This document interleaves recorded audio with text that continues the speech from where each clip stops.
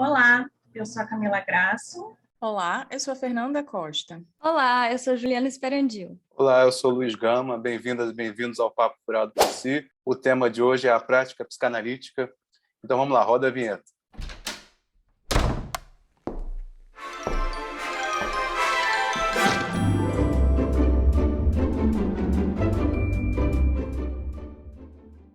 O que seria a prática psicanalítica? O Lacan e o Freud também definem a psicanálise como uma praxis, né? Não como uma ciência, não como um ensino, não como uma teoria, como uma praxis. Só isso já atiça um pouco da curiosidade sobre, mas então, prática psicanalítica, o que é isso mesmo? O Freud, durante a obra inteira, né, ele teoriza sobre várias coisas, mas você não consegue localizar realmente assim uma quantidade de textos que fale exclusivamente da prática, né? Ele tem sim alguns, um dos principais, por exemplo, que é a recomendação aos médicos sobre o amor transferencial, que diz respeito à prática, mas não é a prática não dele, né? Regra, né? Exatamente. Ele escreve esses textos a partir da prática dele, da escuta clínica, né? O tempo todo dizendo, eu que faço assim. Não é à toa que está no nome, inclusive. Recomendações, né? Não regra. Você sabe que no Seminário 1, Lacan fala uma coisa muito importante, né? Que é o fato de que ele considera que em todos os textos Freud sempre foi muito clínico, que ele não fazia textos teóricos. E é muito curioso, porque eu tenho a mesma sensação do Lacan. Mesmo lendo textos completamente complexos, né, como alguns textos dos escritos, a forma como ele coloca o estilo dele e a prática clínica eu acho assim belíssimo. Quando você vai lendo nas entrelinhas a sutileza com que ele traz alguns temas da prática, até mesmo alguns manejos, né, que ele comenta de outros casos clínicos de outros psicanalistas, eu acho assim genial. Se a gente comparar para pensar na formação do analista que a gente vem se debruçando nas últimas semanas, né, nos últimos episódios, a gente não tem como separar teoria e prática, teoria e clínica, porque a própria formação do psicanalista parte da sua clínica enquanto deitado no divã. Ele é um analisando analista, né? Então, assim, teoria e clínica está sempre lado a lado, né? O Freud, as teorizações do Freud partiram da escuta, partiram da clínica.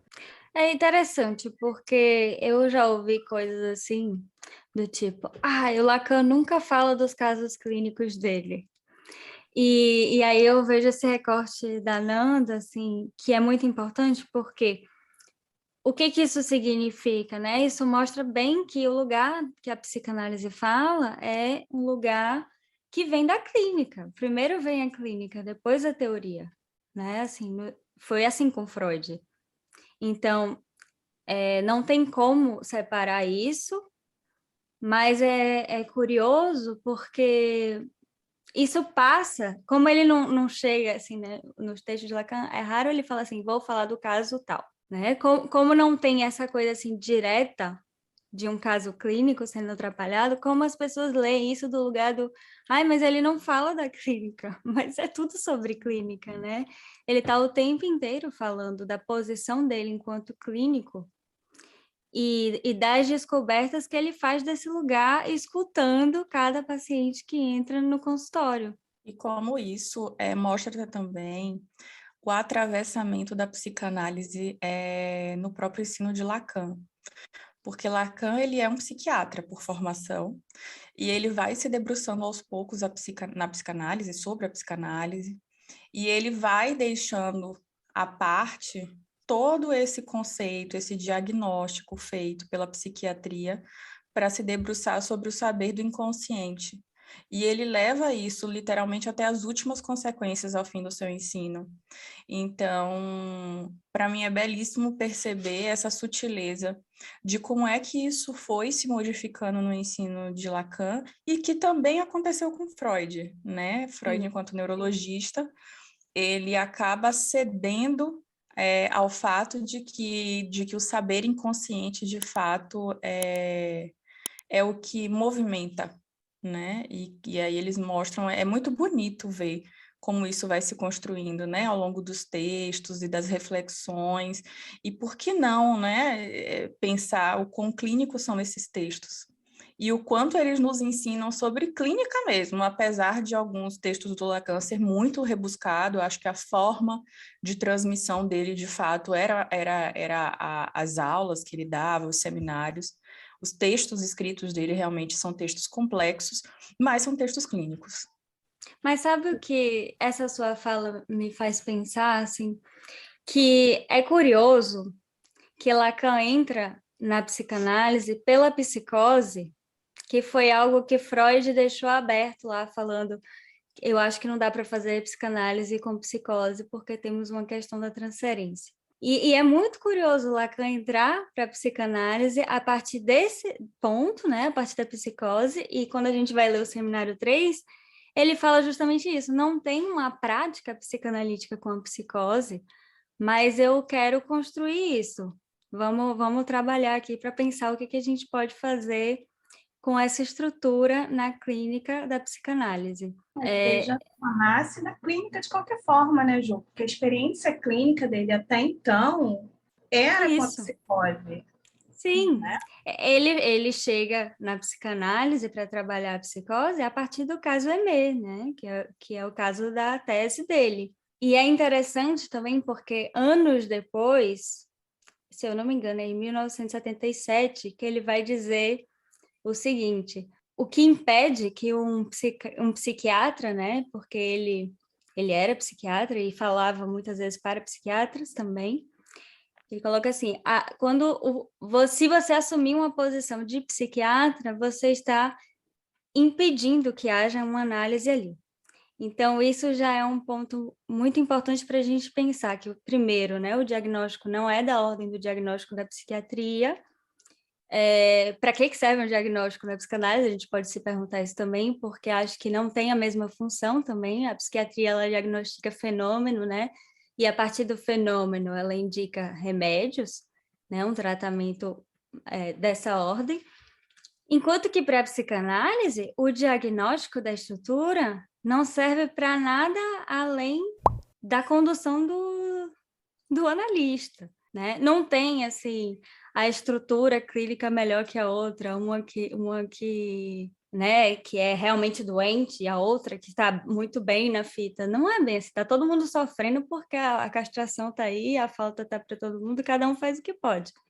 Eu sinto dizer, mas a doença está para todo mundo, viu? Tá todo mundo. Já viu o Walking Dead? A loucura também. Isso, depois descobre que, na verdade, está todo mundo infectado. No fim, está todo mundo infectado. Então, você já contou spoiler, Luiz? Sempre... contei, pô. Já está há 1000 anos no ar, pô.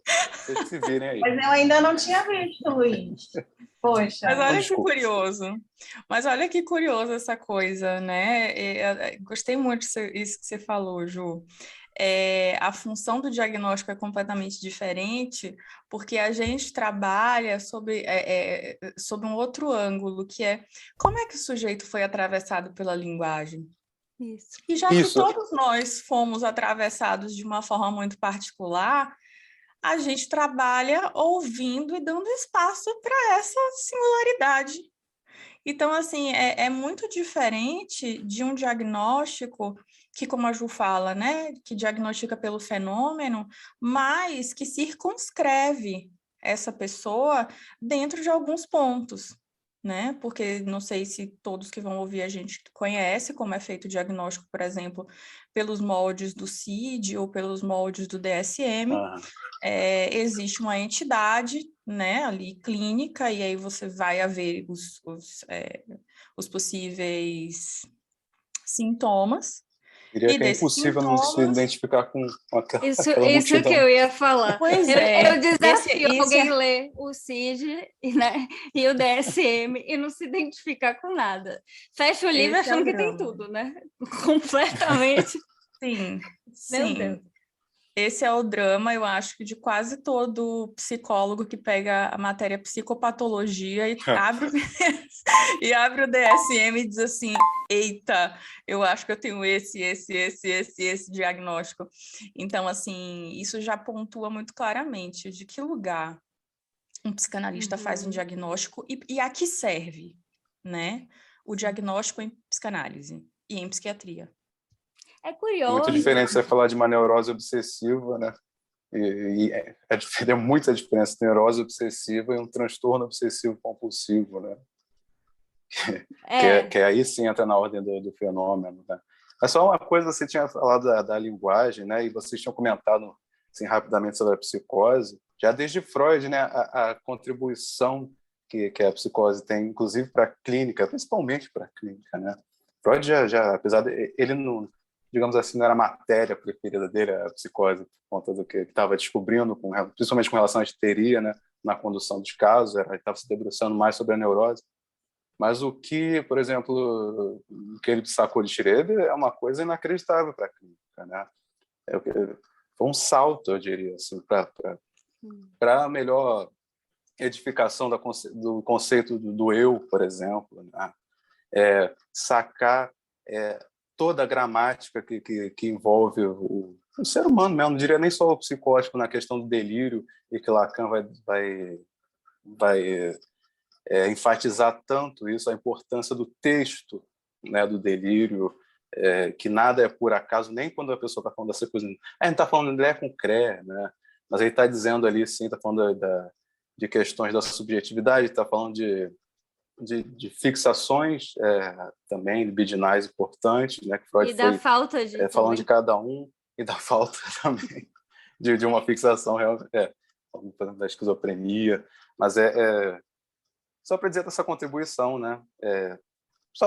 Eu sei que a gente vai ter um mês aí para a gente falar das doideiras todas, a gente fala das loucuras. Para de né? dar Mas spoilers. Olha, Hoje segundo eu tô spoiler do dando dia, spoiler. Luiz.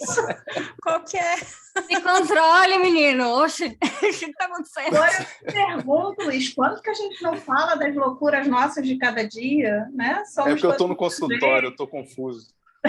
Todos atravessados pela linguagem. Quando você fala, né, que no Walking Dead, no final, todo mundo está infectado, e aí a Fernanda fala da questão da linguagem, eu acho que é isso, não tem para onde fugir, porque todos nós estamos infectados pela linguagem, né? E atravessados. Essa praga. É uma praga, né? E é por ela que a gente vai fazer esse diagnóstico diferencial, né? Exatamente. Eu ela acho diz que... tudo.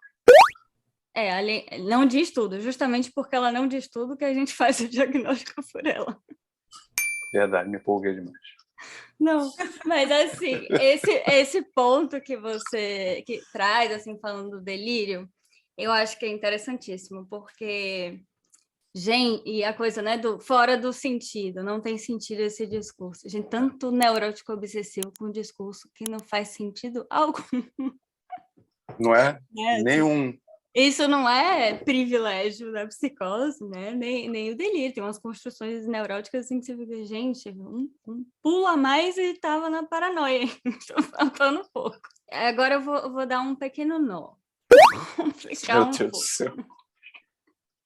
Mas eu fico pensando assim, olha que interessante. O diagnóstico da psicanálise é um diagnóstico pelo desejo, né? Que é a forma que a gente lida com essa falta também, né? É o diagnóstico pelo sintoma também, de uma certa forma.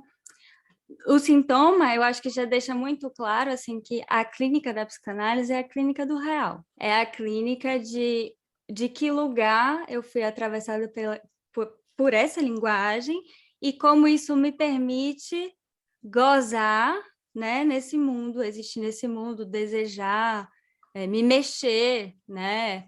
Como que as minhas pulsões se organizam, o que é que me motiva, o que é que minha posição frente me ao outro, né? Então paralisa. você já fez a amarração aí, né? Demanda, desejo, gozo. Né? Sim. Isso tudo a ver com a prática. Sim. Mas veja que se a gente diagnostica pelo desejo, a gente não está falando de patologia, né? Porque todo mundo deseja. A gente está falando de outra coisa. E aí eu acho interessante fazer um pequeno parênteses para as pessoas que talvez não estejam não estejam tão acostumadas com essa coisa do neurose obsessiva, psicose. Acho que é interessante também a gente pontuar isso, né? Que em psicanálise a gente tem essas 3 grandes estruturas, que é a neurose, a psicose e a perversão, e que a partir delas a gente vai ter aí algumas outras subestruturas, podemos dizer isso, e que é daí que a gente vai baseando, né? Para onde aponta o discurso desse sujeito, como é que ele se relaciona com esse outro, com a linguagem, como a Ju falou, com o desejo. E é interessante, assim, da gente pensar. E pensar também que, apesar de haver essas estruturas clínicas, o que a gente já falou no episódio anterior, é um atravessamento muito único de cada sujeito, né? Então, um neurótico obsessivo, por mais que apresente algumas posições parecidas, né, na sua forma de desejar, de se relacionar com o outro, mas haverá algo desse sujeito que é muito singular a ele e que é com isso que ele vai se haver dentro dessa estrutura, né? Isso Então é perfeito. a gente volta a reforçar esse lugar da singularidade. A E singularidade precisa existir e não ser tapada pela estrutura, né? Assim, o sintoma ele precisa ser visto com mais, vamos dizer assim, com mais importância para o psicanalista do que a estrutura clínica. Por isso que eu estava falando da clínica do real. Mas é fica a lição curioso. para os estudantes, hein? Só um parêntese aí. Sim. Porque os estudantes têm essa mania de tapar com a estrutura, né? Eu sou histérico, eu sou obsessivo, não sei o quê. Então eu faço isso porque eu sou histérico, eu sou obsessivo, e acabou. Não desliza engraçado. mais, nunca mais. Aí tem 2 coisas disso que você fala, assim. Uma que, de alguma forma, poder dizer, olha, eu sou obsessiva, então é por isso que eu postergo mesmo tudo, não vou fazer nada, vou me colar aqui e continuar gozando desse lugar, não me atrapalhe. Tipo assim, né? É também uma forma de você se desresponsabilizar da sua posição, Total. se você se agarra nisso, né? E eu gosto muito de brincar assim, com meus pacientes, às vezes, com a coisa das etiquetas, porque tem muito paciente que chega assim, cheio de etiqueta, né? E aí, mas me fala, você acha mesmo que eu sou bipolar? De verdade, eu sou bipolar, né? É bipolar isso, me conta. Né? E essas etiquetas, elas têm, assim, uma implicação tanto de deixar o sujeito colado nesse significante, quanto de não deixar que o sujeito se responsabilize pelo fato de ter escolhido se colar naquele significante, né? Então, eu sempre falo assim, bipolar não interessa isso, não, besteira isso, né? Assim, porque, de qualquer forma, não é só isso. Né? A gente não pode reduzir um analisando redução. a um traço, né? A um assim, significante, Nem é né? só uma Assim. coisa ou só outra, né? Por isso que quando a gente lê o DSM e a gente se sente, né, assim, com todos os sintomas, porque tem vários traços, porque tem vários fenômenos, porque os fenômenos podem vir, né? A histeria é uma estrutura de base, né? E mais plasticidade de sintomas e identificações que existe na histeria é impossível, né? Sempre vai ter algo aí que se identifique. Mas, assim, eu queria fazer um outro parênteses aqui, que eu acho importante, porque a gente já falou algo da psicologia, a gente já falou um pouco do diagnóstico da psiquiatria, a gente já falou um pouco do diagnóstico da psicanálise.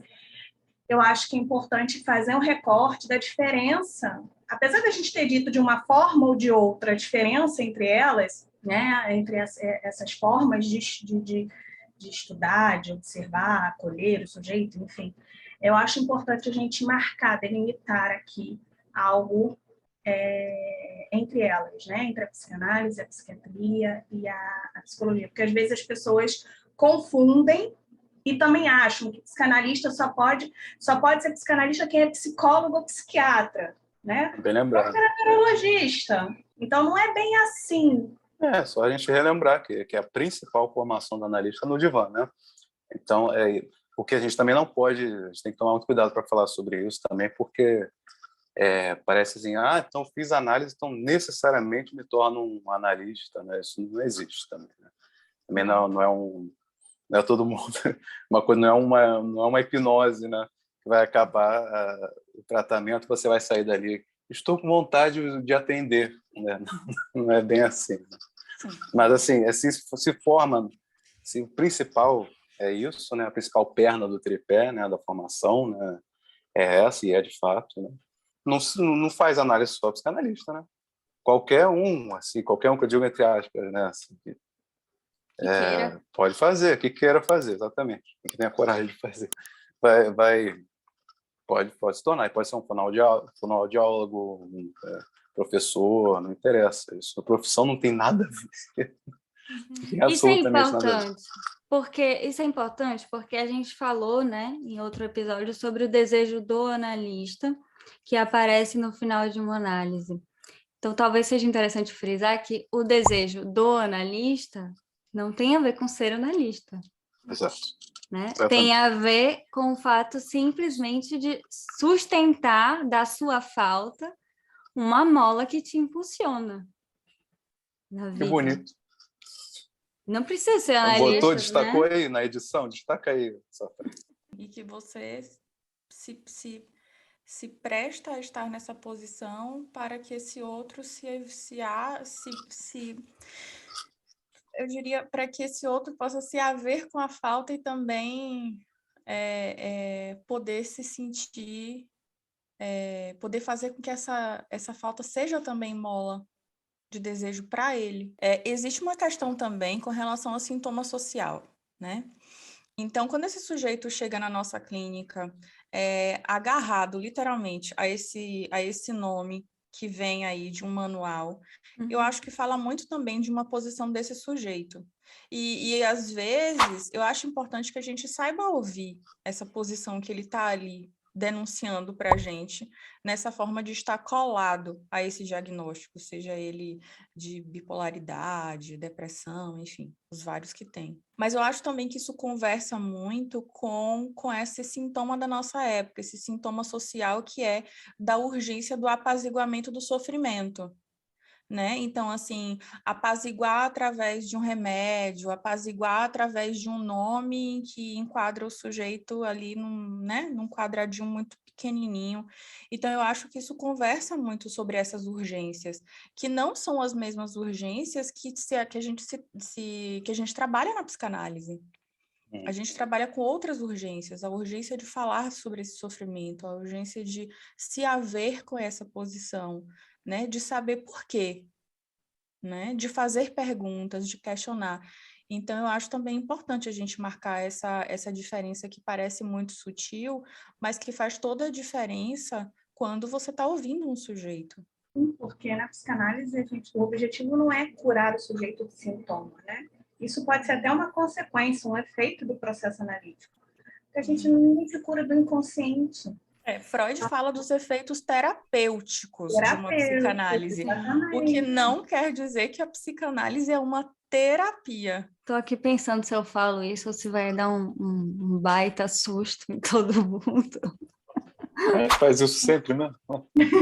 Mas, assim, uma pessoa procura análise porque algo saiu do prumo, né? Algo ficou difícil ali de suportar, se bateu com alguma coisa que a gente entende geralmente, né, escuta geralmente como algo do sintoma e da fantasia deu uma vacilada aí para dar conta desse real que chegou. E aí, o que acontece? Quando a gente começa a fazer uma análise e a gente vai se deparando com várias questões, a gente descobre que o sintoma, em algum momento, foi a solução que a gente encontrou para fazer com uma série de coisas que a gente não sabe como fazer. E aí a gente vai se livrando, né, assim, ao longo de uma análise, de algumas coisas sintomáticas que fazem mal para esse sujeito e que ele escolhe abrir mão com muito trabalho, porque também não é assim, simplesmente, né?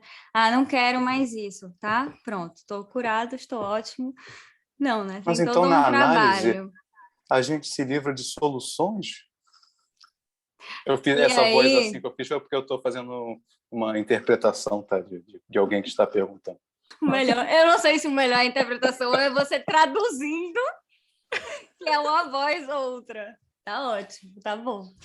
Mas o curioso é que tem, desculpem os spoilers, mas tem uma parte do sintoma da qual você nunca se livra. Mais estranho ainda, no final de análise você se identifica com esse pedacinho do sintoma que você não se livra. A diferença é que aí você pode escolher como lidar com esse traço que fica, que você se identifica, né? O que fazer com ele? Que antes você não via possibilidades. Ao longo do tempo, você começa a ver possibilidades. É um eterno processo de criação, né? Porque você é convocado a criar algo novo daquilo que é imutável em você, mas que você não quer mais, você assume não querer mais estar nesse lugar de sofrimento. Você quer fazer algo inédito que te impulsiona, te movimenta, te dá entusiasmo. E olha que curioso, eu acho isso uma provocação. Isso é muito subversivo. Porque convoca mesmo o sujeito, né, gente, a falar desse outro lugar, a criar. Eu acho isso lindíssimo. Você sabe o significante que Lacan usa para falar de uma análise, e quando ele está trabalhando os nós borromeanos, é bricolage, que é construção, né? Uhum. Então, é isso, é uma construção que você vai fazendo, vai dando uma mão de tinta, bota um tijolinho, né? Pega a furadeira para botar uns quadros na parede, tem que furar um negocinho, né? E aí você vai fazendo com isso. Mas veja, né? Aí agora para as pessoas que escutam a gente, vejam o quanto é de um outro lugar que a gente fala quando a gente fala de análise em relação à psiquiatria e à psicologia, como a Camila levantou há pouco, né? Porque há algo na psicanálise que impulsiona você a largar as etiquetas, né? A abrir mão de uma série de identificações que você foi fazendo na vida para atingir esse núcleo real aí do sintoma que de fato fala sobre você, né? E olha que curioso. Quando eu comecei a estudar psicanálise, eu ouvia muito isso. Nossa, psicanalista é um povo muito estranho. Olha como eles se vestem. Nossa, meio estranho. E tem até Mas uma era roupa, algo... né? Isso, e era algo assim super pejorativo. E aí, com o passar do tempo, a gente vive uma pandemia em que no Brasil há um boom da psicanálise. A gente vê psicanalistas falando com várias áreas do saber, aparecendo na televisão. A busca por psicanálise começou a se tornar uma coisa assim muito maior. E eu fico pensando assim, né, numa sociedade em que o imperativo da agora é sermos todos iguais, termos todos a marquinha ali, né, da barra de... Como chama, gente? Código de barra? Código de barra. Então, numa sociedade em que a gente é convocada, todos nós termos aquele código de barra, a psicanálise está sendo aquilo que está indo na contramão e dizendo, não, vamos sustentar uma coisa diferente. E está tendo lugar. Olha que curioso isso, Que interessante, E- né? Quando toma um mega tapa, esse foi o maior tapa que eu já vi do real nos últimos tempos, nessa Sim. pandemia. E aí você precisa falar, né? O remédio não dá conta disso, não. Sabe? Você precisa você precisa simbolizar o máximo que você possa, seja possível, né? De alguma forma. Aí você vê, eu também vi um boom, além de pessoas procurando análise, mas de pessoas querendo se expressar artisticamente. Vocês têm visto isso? Assim, muito, vejo muito no Instagram. O pessoal está querendo, tá fazendo música, está fazendo poema, está fazendo escritos, está fazendo... É muito interessante, assim, eu acho que é uma forma, né, de lidar com esse mega tapão na cara, com esse real da pandemia. Né? Mas a arte, Freud já dizia, né, que a arte fala do real de um lugar diferente e bem interessante, né? O contorno que a arte dá para o real é muito interessante. E agora, você falando do código de barra, Nanda, eu fiquei pensando assim, né? Sair do código de barra para o poema, Nossa, porque que caminho. Lacan fala, né, que somos poema. Uhum. Que é esse poema que eu não escrevi, que eu não sei como é que ele foi parar aí, né? Que é estranhíssimo e que no final de uma análise você consegue se identificar. É esse poema que você é. Mas é tão mais bonito ser poema que código de barra, não é, gente? Olha, Como? te falar que é. Você sabe que eu lembrei agora do Pink Floyd, né, com o álbum The Wall. Assim, é uma mensagem muito clara, assim, da necessidade de sair dessa padronização, do quão é importante e necessário para um sujeito, porque um sujeito não cabe em um quadradinho fechado, né? E quando a gente começa a se dar conta disso, e eu acho muito bonito, né, no processo de análise, quando a gente vai vendo esse movimento de um analisando, é muito bonito porque eu me lembro de um significante que a Camila trouxe num dos nossos episódios, né? É libertador. Você vai liberando pequenos quantums de dor e vai entendendo que existe algo mais, existe uma outra forma de estar na vida, né? E não é que a angústia não vai mais atravessar a gente, vai atravessar sim. Viver é angustiante, ponto. Mas a gente vai se relacionar com a angústia de um outro lugar, né? Não de um lugar que a gente paralisa, enfim, mas de um outro lugar único que você cria, que você faz com essa bricolagem. E, gente, a gente está falando isso, a gente vê isso tudo acontecer na clínica, sabe? Para quem acha que a psicanálise é muito, sei lá, teórica, né? Principalmente quando se lê os seminários do Lacan, né? Mas tudo é impressionante, é muito verificável, né? Tudo o que Freud já postulou, enfim. Eu lembro que eu me apaixonei de fato pela psicanálise quando eu comecei a ver provas na clínica, né? Com meus pacientes, enfim, comigo mesmo. Isso Né? é incrível. Isso é realmente incrível. Eu costumava brincar, assim, eu falava, gente, a psicanálise é bruxaria, acontecem umas coisas. Uhum. Né? É mesmo. E olha que curioso, porque é uma prática da palavra, né? É uma clínica da palavra. E olha que estranho, porque por mais que, por exemplo, se a gente for, né, o que me passa aqui muito rapidamente na cabeça, se a gente for comparar com uma terapia comportamental, é uma prática da palavra, mas assim, que você vai para casa e você tem ali, né, o exercício para você fazer, que horas isso aconteceu, o que foi o resultado, por que você fez isso. E que me soa algo um pouco mais truncado, mas é uma clínica da palavra de um outro lugar. É uma Não é do Do lugar comportamento também, você estava falando. Isso, né? padronização, talvez? Tenta encaixar, identificar um padrão comportamental. A psicanálise não, pelo contrário.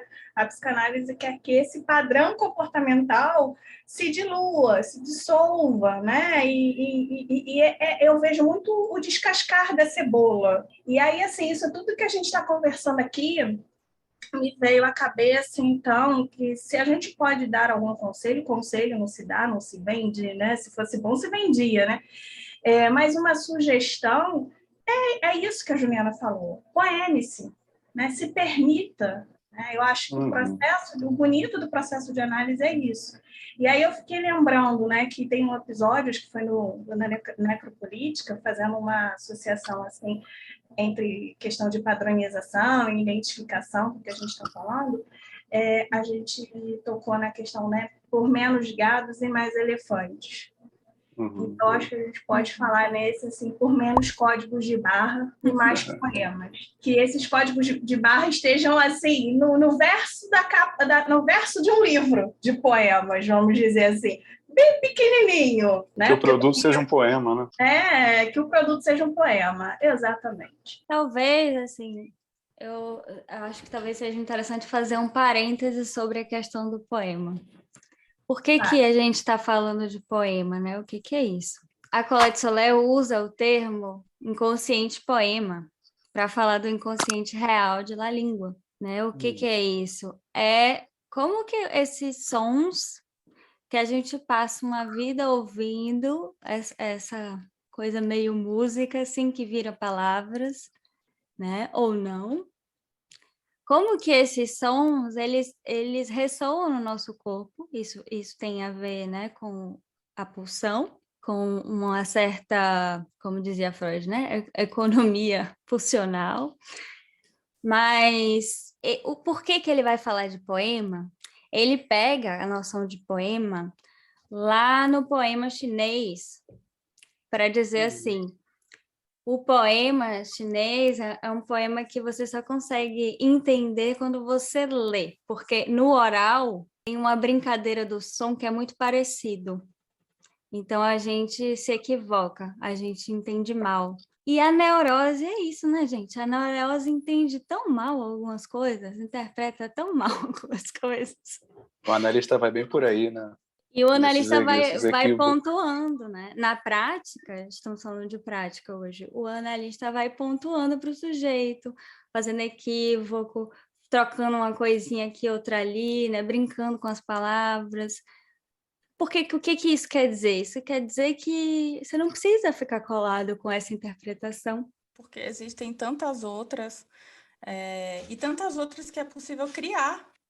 Eu acho genial isso, gente, assim, eu acho genial você poder chegar num ponto de análise em que você consegue lidar com as palavras e com a vida desse lugar, do lugar da brincadeira, do lugar, como a Ju fala, né, do cômico do trágico ao cômico, então, assim, de você dar risada, de você próprio, da vida, enfim, eu acho que é Os incrível. obsessivos adoram, né? Os certos tipos. Então, Ju, isso que você falou é como se fosse um processo de dar corpo a um texto, onde a gente vai botando pontos, vírgulas, ponto e vírgula, travessão. Eu Eu não acho sei que não dá como corpo. é isso. Porque, assim, a gente tira muito contorno para chegar no poema. A gente tira muito sentido, né? Essa cebola aí que a gente vai descascando é uma série de sentidos também que a gente vai se utilizando para não ver, assim, o que está por baixo disso. Mas você entende contorno como sentido? Dar contorno como dar sentido? Não. Eu acho que o contorno pode ter a ver com a amarração que a gente faz, né? Depois da travessia, que a gente deixa cair um monte de coisa, aí olha assim para esse vazio e fala: o que é isso? Pela primeira vez se olha para o vazio de uma forma diferente, né? Porque passou-se muito tempo da vida tampando aquele vazio, os obsessivos tampando com a peneira. Na tarefa impossível de cobrir o sol com a peneira. As histéricas rodando em volta do sol. Né? De repente, em uma análise, você se depara com uma mudança de posição subjetiva, uma mudança na sua relação com o gozo e com o desejo e com o amor, né? Tudo isso vai mudando, que você olha pela primeira vez para esse buraco e surpresa, né? Não é tão assim. Não é tão horroroso assim. Até é, mas dá para dar um jeito, né? Dá para... Agora sim, a gente está brincando com essa história assim, né, da histérica rodando atrás do que você falou? Eu penso logo Do sol. Eu penso logo no cachorro correndo atrás do rabo, né, que nunca consegue alcançar. E do obsessivo tapando só com a peneira, mas a gente está falando disso porque isso já aconteceu com a gente, né? Não é porque claro. não é de uma forma, né, irônica. Não, é porque a gente percebe, né, que isso acontece, inclusive, com a gente no processo. Acho que vai ter que ter uma parte 2 desse episódio, que é muito extenso, né, falar da praxis na psicanálise. Mas aí que tá, né? Talvez isso seja exatamente um indício do que é a prática da psicanálise. É uma Exatamente. prática que, apesar de ser baseada na fala, ela é praticada por pessoas que sabem que a fala nunca dá conta. Que a fala sempre Amém. deixa um buraco ali, né? Não dá para tapar, não dá para falar tudo. Não é tapar nenhum buraco, pelo contrário. É mostrar que ele existe, afinal Esse aí é furado. Esse aí é para o povo Mas- que fica falando, eu ainda não falei tudo. Mas que antes de atestar o buraco é preciso falar. É Sim. preciso gastar as palavras, brincar com elas, fazer uso delas, para entender o quão elas não conseguem, de fato, dizer tudo. O cuidado, porque se a gente não espera esse tempo, vira selvagem, né? Jogar o sujeito dentro do buraco assim, complicadíssimo. Parece até aquela técnica da imersão, né? Que diz, não sei nem se é do behaviorismo isso. Né? Se a pessoa tem medo, sei lá, de cobra, vai jogar ela lá no meio das cobras. Bem, não é assim. Então já me remete logo a coach, né? Pois é. Mas assim, deixando o coach de lado, que é uma coisa mais... Enfim, eu acho importante também a gente dizer o seguinte. A terapia da TCC, que tem essa coisa, né? O TCC fala mal da psicanálise, a psicanálise fala mal do TCC. Mas eu acho importante frisar o seguinte, o TCC ele funciona para isso que ele se presta a ser, entende? E tem gente que prefere isso. Então, tudo bem, né? A gente não catequiza a pessoa para vir da psicanálise, não, viu, gente? A pessoa Vale dizer vem que eu já encaminhei. porque quer. Eu mesmo já encaminhei uma pessoa para uma TCC, porque a pessoa queria uma coisa extremamente específica e não queria sair disso, sabe? Não queria deslizar disso. Né? Enfim, uma questão com a timidez, mas não é uma questão com a timidez, era uma coisa mais específica. Né? Era falar em público. Uma coisa. Então, né? E não queria outra coisa. Então, realmente, eu acho mais interessante. Né? Mas isso aqui é uma ética, né, Luiz? Isso aqui é uma ética, porque se você entende que uma psicanálise não vai suprir o que o sujeito está ali demandando por questões dele mesmo, assim, por não desejar, por exemplo, né, fazer parte de um processo de análise, eu acho que é muito ético poder entender isso, né? A psicanálise está aí. É algo simples, não é? Fácil, não é? Demanda angústia, sim. Demanda entusiasmo também, mas é preciso ter desejo para fazer parte, para voltar para mais uma sessão, e mais uma, e mais uma. Sim. Não, e eu acho que a gente pode encerrar, né? Acho que a gente já mostrou um pouco o que é essa prática, a diferença dessa prática para outras práticas. Aí cabe ao sujeito, né? Decidir qual é o caminho que ele está a fim de fazer. Exato. Se você quer continuar fazendo o caminho do papo, segue a gente aí, toca o sininho, dá uma curtida, manda uns comentários falando o que vocês querem ouvir por aqui, né? Vai lá no Instagram, no Twitter e no Spotify, além do YouTube. A gente vai continuar nosso papo aqui, falando sobre uma série de coisas. Tomara que vocês se interessem e queiram saber mais. Que tenha causado desejo. Então é isso, gente. Se vê semana que vem. Quinta-feira, às 17 horas. Peraí, não falei tudo, não. Desculpa, tenho que fazer uma piada. Desculpa. O que tá eu não acredito que... Não, por um segundo eu achei que era real mesmo. Eu também.